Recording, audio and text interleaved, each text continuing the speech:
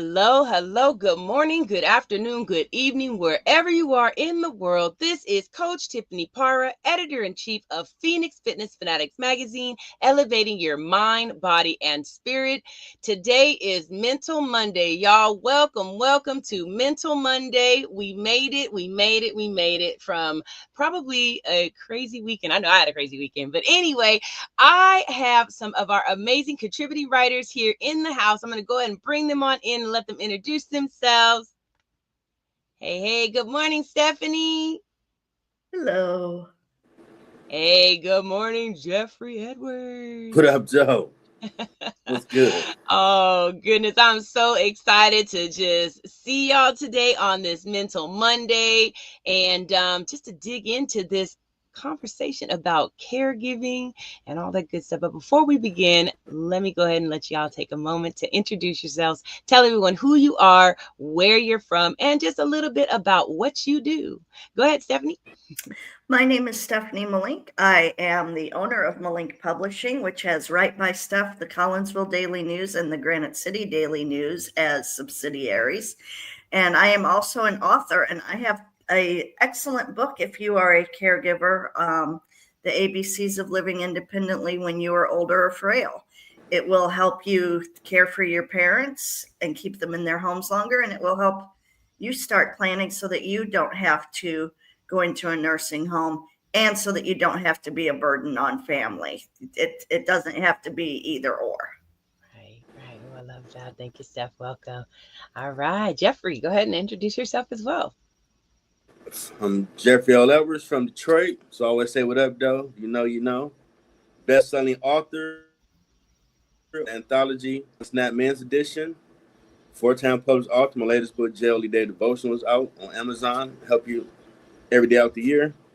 Musician, journalist, CEO and host of 3 Jail Lee brand shows, Middle Ground with Jail Lee, where we interview to help people find their purpose. Sports Line with Jail Lee and Marte. We don't talk a lot of trash about sports. And Ground Floor Social Panel Discuss Show, where we talk about everything going on in the world. Nice. Awesome. Well, welcome, Jeffrey. It's always great to take the stage with both of you, and we are taking stage on the Own It magazine and publishing platform this morning. So thank you so much. So today's topic, caregivers, helpers, and empaths. They often neglect themselves, leading to compassion fatigue, emotional burnout. I want to just go around the room real quickly because I know the three of us, I've caregived on, a certain level. You all have caregived on a certain level as well. So please just kind of share your experience of being a caregiver and a helper. And we'll dive into our questions, about caregiver burnout. So Steph, go ahead and just kind of explain, a little bit of your background of, being a caregiver, a helper, and an empath as well. Goodness, I've been doing those things. I've been on this earth 49 years. I've probably been all those things for at least 40 of those years. Started out, I'm the youngest on both sides of the family. So my grandparents aged fast. I didn't have the cool grandparents that were going to sports games and vacations and everything. I was visiting my grandparents in nursing homes, and so I was helping my parents with that and making sure they had all their needs met, making sure they weren't being abused. My dad was the most recent that I was a caregiver for. I begged him to stay home, but because he had the financial means to have the bed, have the staff, but he insisted on being in a nursing home. And that was guilt. That was a big guilt thing for me. I'm like, I know that he can do this. I have the means to do it. I know all the tips, the tools, the trades. And yet his pride got in the way pretty much. He did not want anyone in his home to care for him. He didn't even like when he'd had strokes to have therapists come in or anything. Being a caregiver is hard no matter where they are, if they're at home, if they're in a facility, wherever, because you've got to deal with different personalities. You have to be the advocate, which a lot of people, they'll go to the nursing home every day to see a loved one. I used to work in a nursing home too, and I would see the adult children come in, and all they would do would be walk around, complain, this is dirty, that's dirty. Why aren't you doing the special list that I have for activities for mom? Why this? Why that? And you could tell that a lot of that may have been because of guilt, but they were making things harder on themselves. Jumping to Yeah. the empath. I've been an empath forever. I can read people's minds through their eyes. I can tell when they're hurting. I can tell when they want to be somewhere, when they don't want to be somewhere. I can tell when they're trying and getting shut down. I'm someone that tries constantly and am always being shut down. When you read the August Phoenix Fitness Fanatics that I'm going to be the cover girl on, you will read my story about being bullied and the emotional turmoil that causes, especially from cyberbullying, which there are no laws to protect people on these days. It's so true. So true. Thanks, Stephanie. Thanks so much. So, Jeffrey, so talk a little bit about your experience as a caregiver as well. I know we were talking a little bit backstage about your experience too. Let's share. First, want to pray for all the people that are in that field, because the resolve it takes to really do that job and to see what the person going through is tough. And as we're talking on screen, I did it for my dad when I was 12 before he passed from kidney failure. And it sucked for him that put him on the potty stool they have for him, wash him up, sometimes feed him. And for me, I would treat to music, because I'm like, this dude ain't looking right. Right. He graduated 96, just like 89. Like, I don't know if he's gonna be here. I hope he do, but I don't know. And unfortunately, January 6, 91, he passed. And the way my family responded was they already retreated to their own world. So I was left to become an adult early. So you got to figure out life. Right. Right. And dealing with all of the gangs, the dope dealers trying to recruit, because they think, oh, your dad ain't around, I be your family. I love women, bro. Ain't nothing in prison. Get out my face. I'm a nerd. I'm hit these books and talk to females. That's free. I ain't gonna worry about nobody trying to get me, because I ain't doing that. Nah, y'all. I ain't claiming nothing but books about that. Y'all. And over that time, when I started thinking more about it, I would drink gin and juice, smoke weed to not think about it. And even once my senior year got here, by that second semester, when 96 actually hit, every fifth hour in Spanish, I would get depressed and be looking out the window like, nah. The boys start talking like, hey, ain't gonna see you. What you gonna do? You're gonna be 18 soon. How you gonna figure out life? Ha ha. But you got good people around you that like, your dad was a pastor, right? You know God, so God got you, we got you. You ain't gonna be over here depressed no more. You lead a group, I'm coming over here. And I thought she was joking. So I went back over there looking out the window. And I'm not knowing that she got up and walked from the group like, so you still thinking on that bull job, huh? Oh, damn, where you coming from? I told you, you come over here, I'm coming over here. Then I'm going to tell them, and we all going to come over here. So either you're going to tell the devil, shut the hell up, come back to the group, or we're going to move where you are, because you ain't going to be doing this no more. We're about to graduate. We're going to enjoy that. I know your dad ain't here, but he would want you to enjoy this last few years of unadulthood, because next is college and whatever you're trying to do. So, nah, happy time. We ain't doing that. That's right. And much love for doing that, because sometimes people need to see you dealing with that. Yeah. And now I'm in a stage where my dad was a pastor. I ain't officially done for that for years. Like, no. That's too much work. But people I know been dealing with stuff. So my home has been a church that got blessed with it, for them to come, be a safe haven. Amen. And I noticed it can be tiring. So I'm leaning into working on my website, finishing my movie script, and music to find a balance. Because it's good to help people, but you still got to take care of yourself. Yeah, you do. So that leads me to our question, a couple of questions that I have. about just being a caregiver, because I know being, a mother and a parent, and caregiving for children, can be hard. And then also, on the other end of the stick, having to care for, our elderly as they, transition and things like that. And it's a lot of work. It's a lot of work. Sometimes we're just going, and we don't even realize it. We're all kind of on autopilot. So, what are some early signs of caregiver burnout?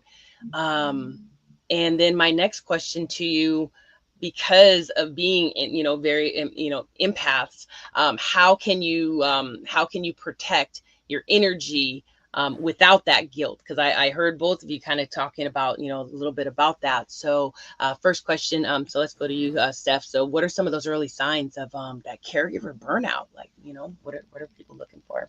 So people can learn how to help Yeah, people. not doing the things you loved when you were not on duty. That's a big one. Just not taking care of yourself, eating junk food, sitting on the couch watching TV, not doing the things you enjoy, not reaching out to others that are offering to help you, or when others,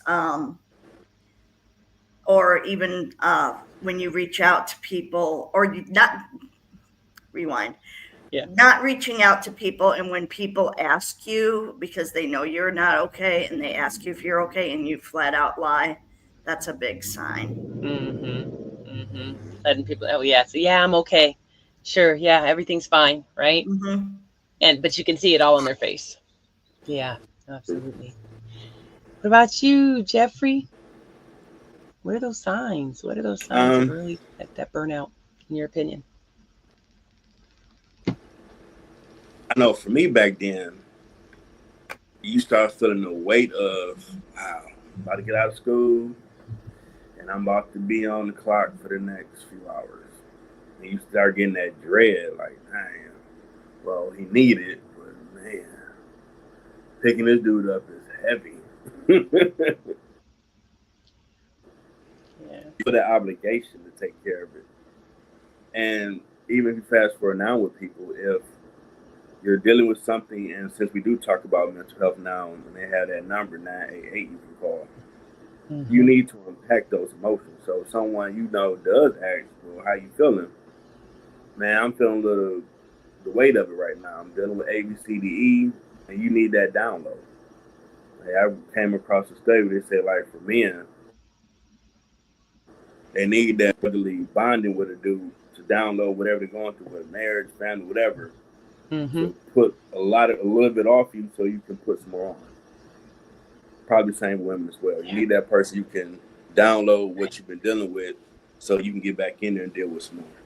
Right. No, that's right. I think with that, I think women tend to communicate more with each other, and for men, I think sometimes it's a little bit harder. And I'm so glad to see more men's groups coming up, and more of them finally starting to share that emotion, because that right there could lead to burnout, just keeping those emotions inside, and you don't want to. So I commend you for being a part of some of these groups as well, that are bringing men together, and that you're having these talks with some of your your friends as well out there, and helping them to open up, because that's huge. It's huge.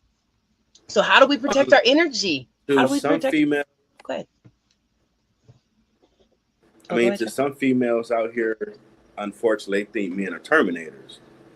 No, we have emotions too, and they need to feel safe around you to express it. Or That's you true. ain't, in my opinion, a good woman, because why you want him to be He-Man all day long? But then when he want to come to you, oh, girl, this old sucker telling me about how he missed on his dad or something, like, dang.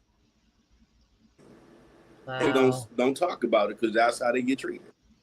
They need to feel safe to say, I'm going through. I miss my dad. I miss my mom, or whoever. They need that. That's such a good point. That's such a good point. And I think everybody needs to be, we need to be more open, because you're right. Men we tend to think that men are built strong and that they don't have emotions. Some people still have that in their head, that, you know, that they're not Mm-hmm. supposed to share those emotions. But again, like I said, sharing that emotion is everything. Sharing that emotion, to me, is what makes you a better man, you know, because you're able to share those Agree. emotions, right? Mhm. You're able to cry. You're able to, you know, I look, I'll be very transparent. My husband and I will watch, you know, certain movies together, and both of us will be crying. Okay.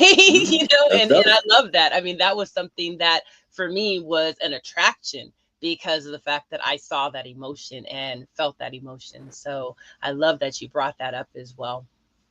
Got to unpack, man. You crash out. I've seen people everywhere on social media just crashing out over, like, over that. Right. Right. Wow. Okay.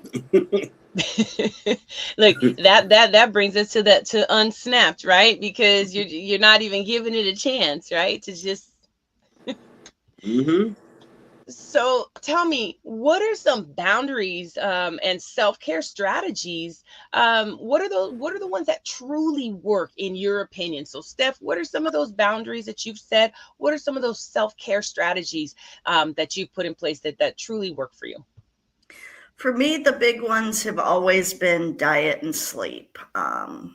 Your body renews itself when you sleep at night, but if you haven't been feeding it right during the day when you're awake, your body's not going to have the fuel it needs to rebuild and recoup overnight while you're sleeping. Sleep is important because it takes all that excess Mm-hmm. information from your brain that Mm-hmm. you no longer need, and it puts it in the recycling bin and lights it on fire immediately. It's not something that's going to come back unless it's something that you are brooding on.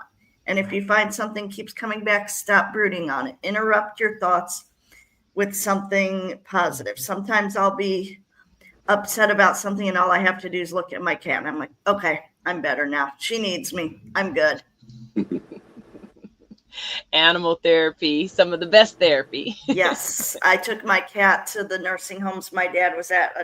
My previous cat, one of my Oh, previous cats, and everyone loved her. And she was wow. a therapy cat, even though I never had her trained. When I worked in nursing homes, I would take her to work. She would just lay in people's laps and Oh, purr and let them stroke her. And you could tell everyone was so happy when I brought Angel to work. And one of the nursing homes when I took for dad, this one lady, she's like, I don't know if I want that cat next to me. She's going to claw me up. Well, number one, this was before I knew better, and she had been declawed in the front. So I had no fears about that. And she just laid there and fell asleep. oh, wow. Nice. I love that. What about you, Jeffrey? What are some of those boundaries and self-care strategies have Um, you put into place that truly work for you? First, you gotta know your limit, how much you can take. So you know, like there's a visible line. Like, okay, this is my limit, and once you reach it, you need some me time, whatever that is. You know, me, I watch some cartoons, chill out, Love it. eat, eat some sugar-free stuff because I'm down to 330 now. I lost 50 pounds, so it's working. But, Congratulations. you know, but definitely cartoons, eating right, working out. Like you said, sleep. Yeah, Maybe take a walk because you got to that unpack all that to keep going. take a walk. Yeah. Yeah, no, I love it. I love getting out in the nature. You know, that's the self-care strategy that has always worked for me, and hugging trees. Whenever I feel just when I feel at my worst, you know, I really I am a true Nice. tree hugger. I really am. You know, and to just take that nice deep breath in through the nose, slowly out through the Mm-hmm. mouth, listen to your heart, and just, you know, just take that minute just to be, right? And Actually, have those healthy boundaries. Have the boundary of being able to say no. You know, if you're doing too much, sometimes you have to say no, and sometimes you have to ask for help, especially yeah. in a caregiver situation. You know, even if you feel like you don't have help, you do have help. You just Mm, have to ask. You just have to ask. yeah, that's So true. everybody, It's Monday, Mental Monday. It's the start of a new week. So what's some words of wisdom, words of encouragement, as well as how can our audience connect with you if they want to work with you? We'll start with you, Steph. Just be strong. You don't have to be strong all the time, but you can't do anything drastic. You can't be extreme. Don't let the haters get to you. That's something I'm still struggling with learning, is not to let the haters get to me.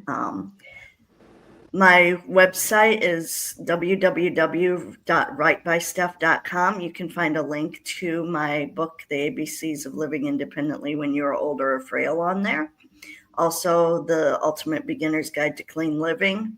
And then I've got a bunch of other content if you want to do write a autobiography or a little bit about your story. I can help you edit that. I can help you find anthologies to join if you don't want to write a whole book on your own. Whatever you need, I'm there for you. Awesome. Thanks, Steph. All right, Mr. JLE. Words, you're still standing. Through whatever you've been through, you're still here. So that's a small win to celebrate. That's right. I really sit back and think about whatever you've been through, you're still here. Yeah. Body, mind, and spirit. So you can conquer anything. You want to reach out to me, you can go to my Instagram at Middle Ground with JLE, or LinkedIn, Jeffrey Edwards, Facebook, Jeffrey Edwards. You'll see this handsome face. Or my Gmail, middlegroundwithjle@gmail.com. If you need something, go to Amazon, look me up. Got 4 books. You can find my music. I was working my website last night, looking up my album so I could put on my new website. And this Skynet just really put who I was, what I'm doing. I'm like, oh my goodness. You got everything down there. I am somebody out here. Okay. How about that? Had a screenshot that, like, wow, they got all the stuff down what I'm doing. Huh. So go be able to be Google too. That man Shaq always say Google. Put work in. It's fun. Awesome. I love it. I love it. Thank you so much for joining me today. And all you caregivers out there, all you helpers, and all you empaths that are just really, truly trying to make that difference out there and just putting your all out there. We thank you so much for showing up every day. But we ask you to stop and take a moment for yourself, because self-care for you matters. And saying no to certain things that you can, please do so and take that time for you. So happy Mental Monday, y'all. We love you so much. This is Phoenix Fitness Fanatics Magazine. If you'd like to subscribe and get your monthly subscription, you can go to phoenixfitnessfanaticsmag2021.com. If you'd like to be featured in the magazine, either in it or on the cover, you can hit me up at Phoenix Fitness Fanatics Magazine at gmail.com, or you can Google me and get all that information as well. Right, Jeffrey? Google. Google me, Chef. Google me. All right, everybody. Have an amazing day, and we'll see you soon. We'll see you next time. Take care.